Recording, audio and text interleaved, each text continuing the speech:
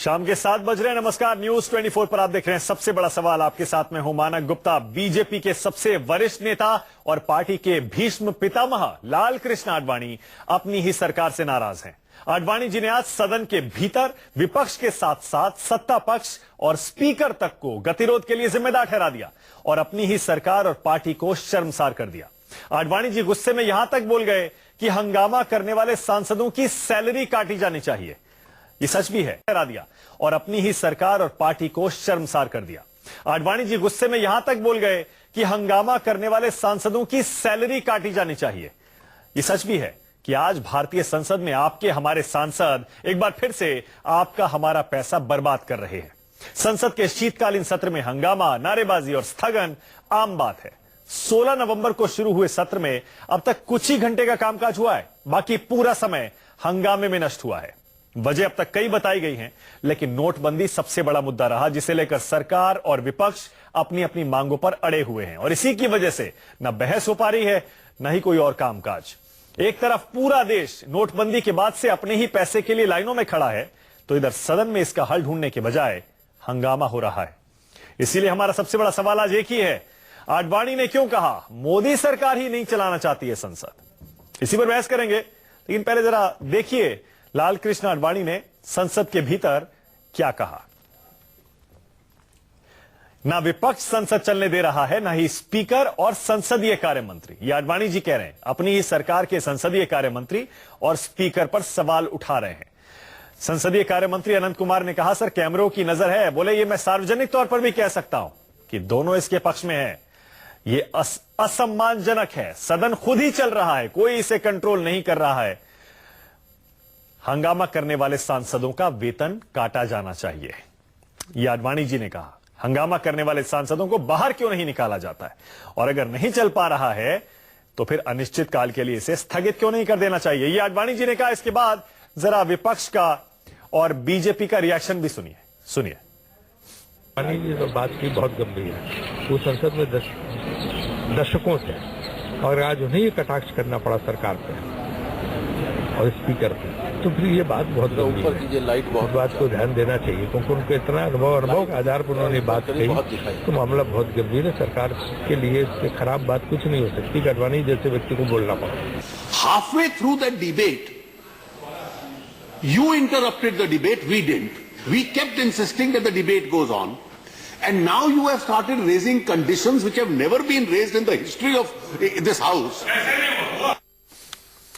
आडवाणी जी ने क्यों अपनी ही सरकार को संसद के गतिरोध के लिए जिम्मेदार ठहराया है, इसी पर आज हम सबसे बड़ा सवाल उठा रहे हैं। बहस में मेरे साथ बीजेपी से विजय सोनकर शास्त्री हैं, कांग्रेस से संजय झा हैं, मेरे साथ सीपीआई से माफ करिएगा, सीपीआई से अतुल अंजान साहब हैं और आरएसएस के राकेश सिन्हा भी जुड़ेंगे। आप सभी का बहुत बहुत स्वागत। शास्त्री जी सुन पा रहे हैं मुझे? शास्त्री जी? बिल्कुल मैं सुन रहा हूं। हाँ शास्त्री जी, आज तो आपके चेहरे की मुस्कान गायब है। आज तो आप शर्मिंदा होंगे कि आप ही की पार्टी के वरिष्ठ, सबसे वरिष्ठ नेता और भीष्म पितामह जो बीजेपी के कहे जाते हैं, उन्होंने ही कह दिया कि आप ही संसद नहीं चलने दे रहे। वो मैं शर्मिंदगी देख भी रहा हूं शास्त्री जी आपके चेहरे पे, या गलत हूं तो कह दीजिए। नहीं मानक जी ऐसी बात नहीं है। उन्होंने जो बातें कही हैं उनकी पूरी बात को आप समझने की कोशिश कीजिए। वो बहुत बुजुर्ग और बहुत सीनियर व्यक्ति हैं। उन्होंने अभी तक अनेकों पार्लियामेंट को देखा है और जिस प्रकार से इस समय हो रहा है, सरकार हर विषय पर चर्चा करने के लिए तैयार है। कहीं एक भी कोई ऐसी बात कोई बता दे कि सरकार की तरफ से कोई स्टेटमेंट इस प्रकार का आया हो कि सरकार चर्चा के लिए नहीं तैयार। एक नहीं कई बातें कह दी आडवाणी जी ने शास्त्री जी। चर्चा भी होती है। नहीं सुनिए मैं आडवाणी जी की बात पर आ रहा हूं। चर्चा भी होती है राज्यसभा में। जिस दिन संसद शुरू हुआ था, दिन भर चर्चा हुई बहुत स्मूथली, पर जब सरकार को उत्तर देने का समय आया तो विपक्ष ने क्या रवैया दिखलाया, कितना हंगामा किया। विपक्ष उत्तर सुनने के लिए नहीं तैयार है। अब नहीं, शास्त्री जी तो आडवाणी जी को भी ये सारी बातें पता है संसद में क्या हो रहा है, लेकिन वो ये क्यों कह रहे हैं कि सरकार भी बराबर की जिम्मेदार है? देखिए मानक जी हम लोग भी संसद में रहे हैं, वहां क्या हो रहा है, कैसे हो रहा है, ये हम लोग भी देख रहे हैं। वहां पर जिस तरह से अब इस बात के लिए कि प्राइम मिनिस्टर सदन में नहीं, शास्त्री जी आपको एक स्टैंड लेना पड़ेगा। इस बात शास्त्री जी, ये बहस का मुद्दा कई दिनों से है कि विपक्ष की मांग जायज है या नाजायज। मैं कह रहा हूं एक स्टैंड लीजिए। ये सारी बातें आडवाणी जी को भी पता है। आडवाणी जी क्यों सरकार को जिम्मेदार बता रहे हैं, मुझे बस ये बता दीजिए। या तो कह दीजिए आडवाणी जी गलत कह रहे हैं, या फिर कह दीजिए कि आडवाणी जी सही कह रहे हैं। नहीं, आडवाणी जी ने तो कहा कि बेल में जो लोग आ रहे हैं उनके बेल में आने की परंपरा पर भी उन्होंने उठाया है। क्या हम सरकार की तरफ से, सरकारी पक्ष की तरफ, भाजपा की तरफ से क्या कोई बेल में जा रहा है क्या? और जिस तरह से वहां पर हंगामा किया जा रहा है बेबात का, संसदीय कार्य मंत्री और स्पीकर पर भी सवाल उठाया आडवाणी जी ने। शास्त्री जी आप स्टैंड नहीं ले रहे हैं। शास्त्री जी आप आडवाणी जी पर कुछ कहना नहीं चाह रहे, या तो कह दीजिए। नहीं, आडवाणी जी पर मैं कह रहा हूं कि उन्होंने जो बातें कही है बिल्कुल ठीक कही है। हाँ, तो इसका मतलब आप ही की पार्टी की सरकार कि जिस तरह से स्पीकर, लोग संसदीय कार्य मंत्री सब जिम्मेदार है, फिर तो वेतन कटना चाहिए। नहीं, संसदीय कार्य मंत्री अगर इंडिविजुअल का बिहेवियर खराब हो जाए तो इसके लिए संसदीय कार्य मंत्री कहां से जिम्मेदार होगा? ये बस मैं यही सुनना चाह रहा था आपसे। आपने आडवाणी जी से असहमति जता दी है। ठीक है शास्त्री जी, एक सेकंड। संजय झा, आप भी मुझे लग रहा है सेलेक्टिव तरीके से आडवाणी जी के स्टेटमेंट को देखेंगे। उन्होंने कुल मिलाकर यही कहा है कि जो भी हंगामा कर रहा है सबकी सैलरी काट देनी चाहिए, सबको संसद से बाहर निकाल देना चाहिए। संजय झा, ये सीधे तौर पर विपक्ष के सांसदों की तरफ आडवाणी जी का निशाना है। देखिए मानक जी, सबसे पहले तो हमें इस सच्चाई को स्वीकार करना पड़ेगा कि आज देश में आर्थिक मैं समझता हूं कि संकट काल का बिल्कुल एक माहौल है। यहाँ पर इसको यदि हम नजरअंदाज या नाकार करेंगे तो हम अपने देश के हित में हम बात नहीं कर रहे हैं। यहाँ पर आडवाणी जी उनके मार्गदर्शक हैं। क्या वो देशद्रोही हो गए क्योंकि उन्होंने प्रश्न उठाए हैं सरकार पर? देखिए, आज लगभग 90 लोगों की मृत्यु हो चुकी है। देखिए, आपातकाल की स्थिति है। जिस तरीके के आर्थिक व्यवस्था का यदि आप हालत देखिएगा तो नहीं बोल सकते। शास्त्री जी, आपको 2 मिनट बोलने दीजिए। 2 मिनट बोलने दीजिए, उसके बाद आप जवाब दीजिएगा। या इस तरह की मानक जी, क्या मैं बोल सकता हूँ क्योंकि ये बीच में टोक रहे हैं? आप अपनी जबान को ठीक करके बात करिए। शास्त्री जी, 2 मिनट चुप रहिए। आपके चिल्लाने से सच्चाई नहीं बदलेगा। कितनी बदजुबानी कर रहे हैं। चिल्लाने से सच्चाई नहीं बदलेगा। जरा सुना कीजिए। तो देशद्रोही बोल रहे हैं। शास्त्री जी, जरा चुपचाप सुनिए। अरे चुपचाप सुनिए। संजय झा, छोटा सा स्पष्टीकरण दे देते हैं। मैं कुछ कहना चाहूंगा। छोटा सा मैं कह रहा हूँ, छोटा सा स्पष्टीकरण दे देते हैं शास्त्री जी, उसके बाद शांत हो जाएंगे। शास्त्री जी सुन लीजिए, संजय झा ने आडवाणी जी को देशद्रोही नहीं कहा। शास्त्री जी सुन लीजिए। शास्त्री जी एक सेकंड। शास्त्री जी प्लीज, शास्त्री जी सुन लीजिए। संजय झा ने आडवाणी जी को देशद्रोही नहीं कहा। उन्होंने ये कहा कि आपके हिसाब से, सर एक सेकंड शास्त्री जी, उन्होंने आपके पाले में गेंद डाली है कि आपके हिसाब से क्या आडवाणी जी भी गलत कह रहे हैं क्या? नहीं, मानक जी, आप एक स्पष्ट रूप से उन्होंने कहा है कि आडवाणी जी देशद्रोही को जरा रोकिए। किसी भी रूप में कटाक्ष आपके ऊपर था। शास्त्री जी प्लीज, शास्त्री जी वो कटाक्ष आपके ऊपर था। संजय झा ने ऐसा नहीं कहा। मत कीजिए। हाँ, चलिए आगे बढ़ते। बदतमीजी नहीं होनी चाहिए। शास्त्री जी नहीं, ऐसा नहीं है। शास्त्री जी वो कटाक्ष था। शास्त्री जी कटाक्ष। आगे बढ़िए, बात को आगे बढ़ाइए। आगे बढ़ते हैं। संजय जी आगे बढ़ाइए। आगे बढ़िए संजय, आगे बढ़िए। पहले तो मानक जी इनको कहिए कि मानक जी वापस ले। मानक जी देखिए, तरह से आडवाणी जी, अरे शास्त्री जी 2 मिनट चुप भी तो रहिए। शास्त्री जी वो कटाक्ष आपके ऊपर था। चलिए आगे बढ़िए। 2 मिनट शांति से आगे बढ़िए। बैठिए जरा। गंदी बात बोली है आपको, इसके लिए मानक जी देखिए, आप आडवाणी जी को अरे देशद्रोही शास्त्री नहीं जी बोल जरा सकते चुप हैं। बैठिए भाई। उन्होंने अपनी पीड़ा व्यक्त की है सदन में। शास्त्री जी और भी 3 लोग हैं पैनल में, उनको भी बोलने का मौका चाहिए। शास्त्री जी प्लीज शांत हो जाइए, शांत हो जाइए। इनका चलिए संजय आगे बढ़िए, संजय आगे बढ़िए, चलिए आगे। नहीं, लेकिन कुछ भी मानक जी बोलने का तो ये नहीं फोरम होना मानक जी चाहिए ना। देखिए, प्रजातंत्र में, अरे भाई साहब जरा चलिए चुप रहिए। चलिए संजय आगे मैं बढ़िए। कहता हूँ कि मानक जी, प्रजातंत्र में प्रजातंत्र सिखलाओगे? आप लोगों ने क्या नहीं किया, डिक्टेटरशाही किया है।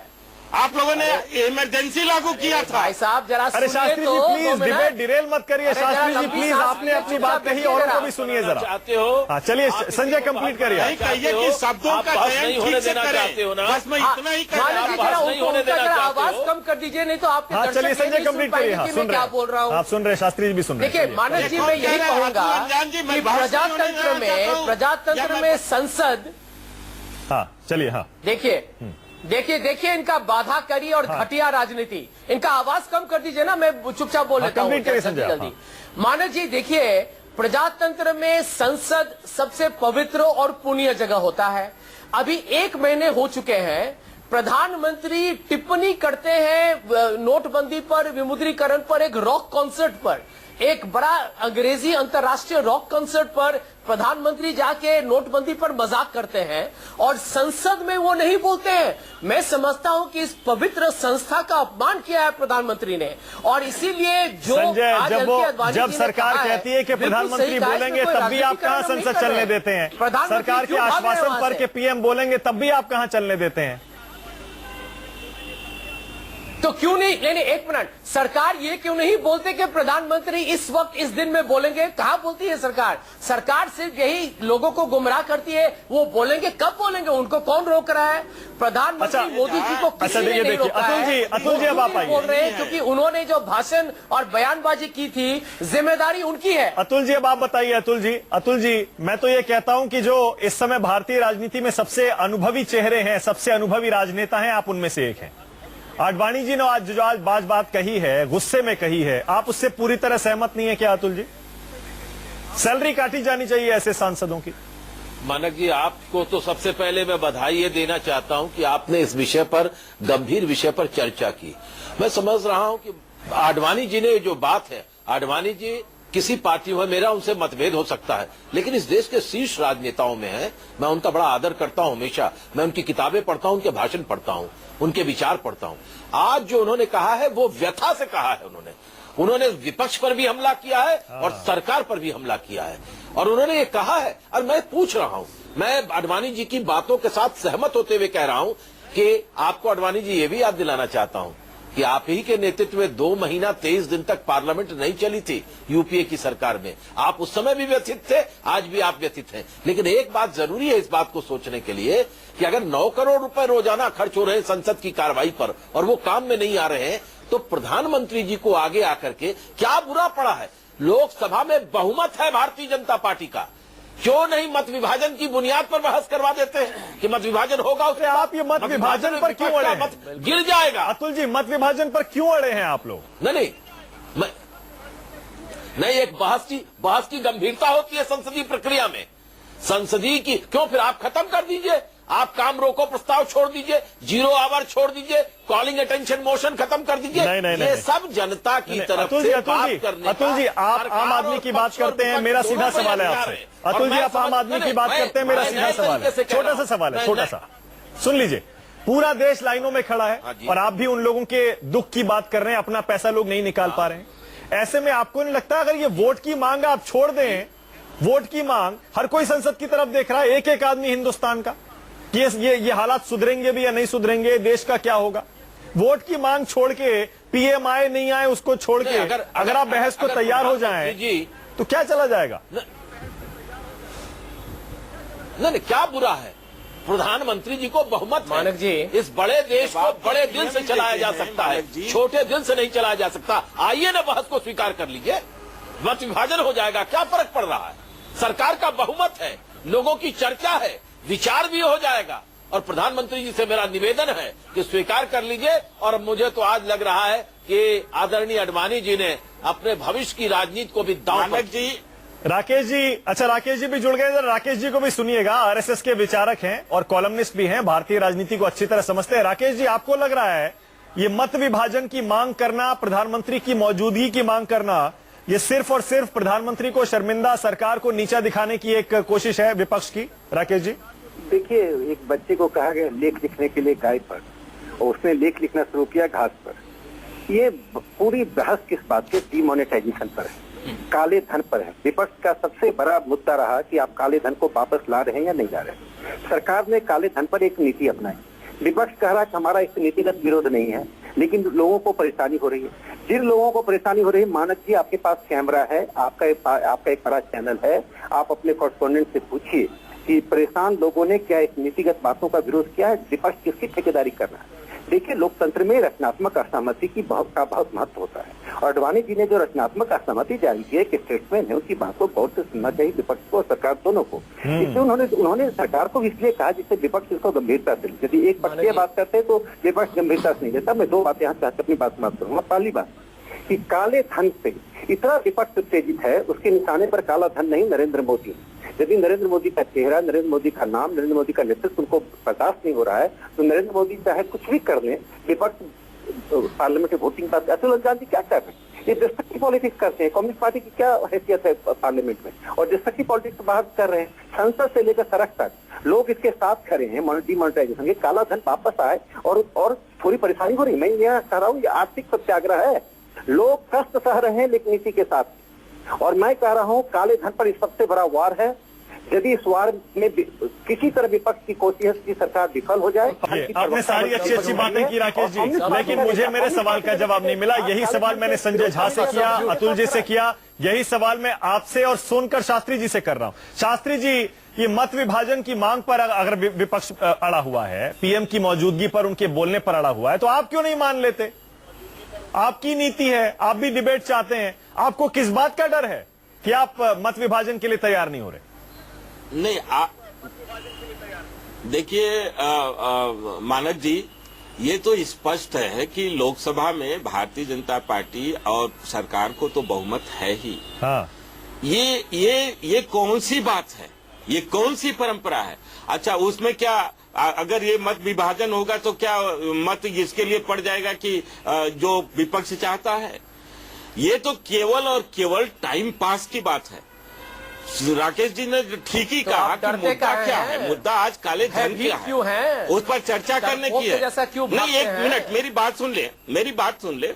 सरकार के तरफ से क्या किसी का कोई ऐसा स्टेटमेंट आया कि वो चर्चा नहीं करना चाहते हैं? पर उनका है कि पीएम बैठ करके दिन सुबह से शाम तक बैठ करके वो देखे क्या ये देश में पीएम के लिए केवल एक ही काम है। वो महत्वपूर्ण कार्य है, पर और भी सारे बहुत महत्वपूर्ण कार्य हैं। और जहां तक संसदीय व्यवस्था की बात है, हमारे मित्र यहाँ बैठे हुए हैं, जरा संसदीय व्यवस्था में जो संसद का नियम कानून है उसको पढ़ ले। क्या इस प्रकार का कोई नियम है? क्या नई परंपरा लागू किया जाना चाहिए? इस प्रकार का कोई नियम नहीं है। और मैं भी जानता हूँ संसदीय व्यवस्था को, मैं भी सांसद रहा हूँ। मैंने देखा है कि इस प्रकार की कोई व्यवस्था नहीं यहाँ पर सब पढ़े और लिखे संसद हैं। परंपरा से चल रही है, उसको चलने दिया जाए। सब पढ़े लिखे डिस्कशन से कहीं भी सरकार नहीं भाग रही है। सुनिए भाग तो विपक्ष रहा है, क्योंकि विपक्ष के पास कोई मुद्दा नहीं है। इनके पास इनको रोकिएगा, मैं इनको जवाब देना चाहूंगा। शास्त्री जी, संजय कुछ कह रहे हैं, जरा सुनिए। ऐसा कर दीजिए तो ऐसा कर दीजिए। ये उन रोगियों की तरह है। अरे सुनिए जरा, शास्त्री जी टाइम खत्म हो रहा है, संजय झा कुछ कह रहे हैं, जरा इसलिए नहीं सुनिएगा। खाना चाहता कि कहीं ठीक न हो जाए। हाँ, बस हो गया। सुनिए आपको। मैं ये कह रहा हूँ कि शास्त्री जी, विपक्ष मैं के आपको हालात बहुत गंभीर है। मानव जी, संक्षेप में बताता हूँ कि आज आप ये देखिए मानव जी, देखिए अभी तक बोलते हैं परंपरा की मानव जी बातें कर रही है। मानव जी, मोदी जी ने आम आदमी को कहा कि आपको मैं कड़वा चाय पिलाऊंगा। होनी चाहिए। मोदी जी ने आम आदमी को कड़वा चाय पिलाया है, और ये लोग वहाँ बैठ के संसद में मलाई लस्सी खाना चाहते हैं। आप लोग इतने निर्लज और इतने आपके नेता भी है संजय उसमें सारे नेता हैं, सारी पार्टियों के सांसद हैं। इसीलिए आम आदमी सड़क पर यही पूछ रहा है जो लाइनों में लगा हुआ है। और अडवाणी जी ने भी यही कहा है, संजय सेलेक्टिव पिक मत करिए। उन्होंने सरकार को तो जिम्मेदार बताया, संसदीय कार्य मंत्री और स्पीकर को, लेकिन उन्होंने विपक्ष के सांसदों को भी जिम्मेदार बताया है। और आम आदमी भी यही कह रहा है, सड़क पे आप जाके पूछ लीजिए। वो मजाक उड़ा रहा है, वो नाराज है कि हम लाइनों में खड़े हैं और संसद में देखिए क्या हो रहा है। ये लोग काम करने को तैयार नहीं है। हमें तो अडवाणी जी की एक बात सबसे अच्छी लगी आज, बाकी छोड़ दीजिए।